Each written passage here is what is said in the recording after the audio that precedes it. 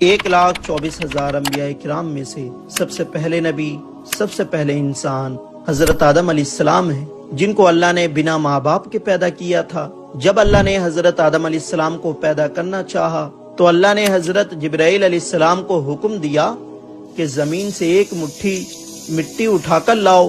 تو حضرت جبرائیل علیہ السلام نے زمین سے مٹی لینی چاہی تو زمین نے پوچھا کہ آپ مٹی کیوں لینا چاہتے ہیں؟ تو آپ نے بتایا کہ اللہ اس مٹی سے انسان کو بنائے گا جو زمین پر اللہ کا خلیفہ ہوگا۔ اس پر زمین کہنے لگی میں خدا کی پناہ مانگتی ہوں اس بات سے کہ مجھ سے کچھ کم کیا جائے یا میری کوئی چیز خراب کی جائے۔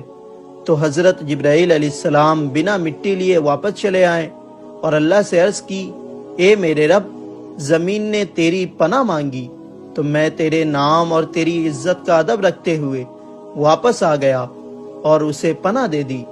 پھر اللہ نے حضرت میکائیل علیہ السلام کو بھیجا تو وہ بھی اسی طرح واپس آ گئے۔ پھر اللہ نے حضرت اسرائیل علیہ السلام کو بھیجا۔ جب زمین نے ان سے پناہ مانگی تو انہوں نے فرمایا میں اس بات سے اللہ کی پناہ مانگتا ہوں کہ اس کے حکم پر عمل کیے بغیر میں واپس چلا جاؤں۔ پھر انہوں نے زمین سے مٹی لی اور اللہ کی بارگاہ میں حاضر ہو گئے تو اللہ نے حضرت اسرائیل علیہ السلام کو روح قبض کرنے کا کام دے دیا اور اللہ نے فرمایا تم نے ہی اس مٹی کو زمین سے الگ کیا ہے تو تم ہی اس کو زمین میں ملاؤ گے، اور اس طرح ان کا نام ملک الموت پڑا۔ ہمارے نبی ارشاد فرماتے ہیں کہ اللہ نے حضرت آدم علیہ السلام کو ایک مٹھی مٹی سے پیدا کیا ہے جو پورے زمین سے لائی گئی تھی، جس میں لال، سفید، کالی، نرم اور سخت مٹی شامل تھی۔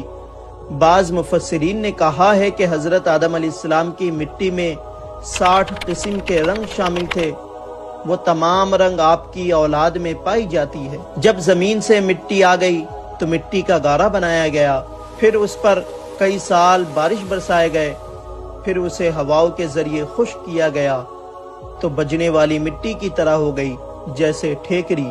پھر فرشتوں کو حکم ہوا کہ اس کو میدان عرفات کے پاس وادی نعمان میں رکھ دو۔ اس کے بعد اللہ نے اپنے دست قدرت سے حضرت آدم علیہ السلام کا پتلا بنایا۔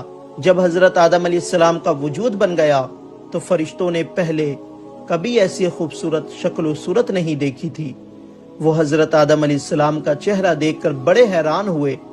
پھر 40 سال تک پتلے کی صورت میں ہی اسی طرح وہ بے جان پڑا رہا۔ پھر اللہ نے روح کو حکم دیا کہ حضرت آدم علیہ السلام کے جسم میں داخل ہو جاؤ تو روح نے عرض کیا یا اللہ یہ جگہ نہایت گہری اور اندھیری ہے۔ 3 بار اللہ نے حکم دیا اور تینوں بار یہی عرض کی تو اللہ نے فرمایا نہ چاہتے ہوئے داخل ہو رہی ہو تو نکلنے میں بھی سخت تکلیف ہوگی۔ اسی وجہ سے جب انسان کے جسم سے روح نکلتی ہے تو بہت زیادہ تکلیف ہوتی ہے۔ سب سے پہلے روح حضرت آدم علیہ السلام کے سر میں داخل ہوئی تو حضرت آدم علیہ السلام کو چھینک آ گئی تو اللہ نے آپ کے دل میں الحمدللہ کہنے کا الہام فرمایا تو آپ نے الحمدللہ پڑھا۔ اس پر خود اللہ نے یرحمک اللہ کہا۔ جب روح کمر تک پہنچی تو آپ نے اٹھنا چاہا مگر نیچے لے آئے کیونکہ نیچے کے حصے میں ابھی تک روح نہیں پہنچی تھی۔ جب تمام جسم میں روح پہنچ گئی تو اللہ نے حضرت آدم علیہ السلام سے کہا اے آدم بتا میں کون ہوں؟ تو حضرت آدم علیہ السلام نے کہا آپ اللہ ہیں، آپ کے سوا کوئی عبادت کے لائق نہیں۔ تو اللہ نے فرمایا تو نے صحیح کہا۔ پھر اللہ نے حضرت آدم علیہ السلام کو فرشتوں کی بیٹھی ہوئی جماعت کے پاس بھیجا اور فرمایا کہ جا کے کہو السلام علیکم۔ تو انہوں نے فرشتوں سے کہا السلام علیکم، تو فرشتوں نے جواب دیا علیک السلام ورحمت اللہ۔ پھر اللہ نے کہا اے آدم یہ تمہارا اور تمہاری اولاد کا آپس میں سلام ہے۔ تو اس طرح سے حضرت آدم علیہ السلام جو کہ پہلے نبی اور پہلے انسان تھے ان کی تخلیق ہوئی۔ تو کامنٹ میں سبحان اللہ ضرور لکھیں۔